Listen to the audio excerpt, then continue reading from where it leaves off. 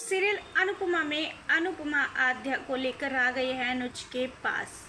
दोस्तों, हम आपको बता दें कि जन्माष्टमी के दिन अनुपमा ने अनुज को उसकी बेटी आद्या से मिलवा दिया है। अनुपमा अनुज के पास आती है और कहती है कि अनुज जी, आज कान्हा जी के साथ साथ आपका भी जन्मदिन है, मैं आपके लिए एक बहुत ही प्यारा सा गिफ्ट लेकर आई हूँ। इतना कहते ही अनुपमा आद्या को अनुज के सामने लाकर खड़ा कर देती है। आद्या को देखते ही अनुज की खुशी का कोई ठिकाना नहीं होता।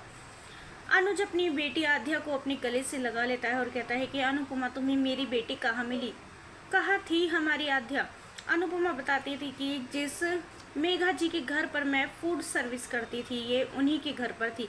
उन्होंने जबरदस्ती हमारी आद्या को कैद करके अपनी बेटी बनाकर अपने घर पर रखा हुआ था।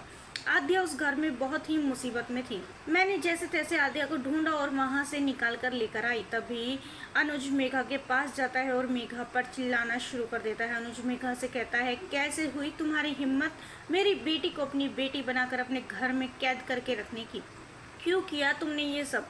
तभी मेघा कहती है कि ये तो मेरी बेटी प्रिया है, ये तुम्हारी बेटी नहीं है, ये आपके पास कैसे आई। अनुज कहता है, अनुपमा लेकर आई, क्योंकि ये हमारी बेटी है। क्यों किया तुमने ऐसा, क्यों हमारी बेटी को तुमने अपने घर पर रखा, क्यों उसे अपने घर में कैद करके रखा। तभी मेघा कहती है, मैं अपनी बेटी को एक बार खो चुकी थी, मुझे मेरी बेटी दोबारा से मिली है, इसका नाम प्रिया है, आद्या नहीं।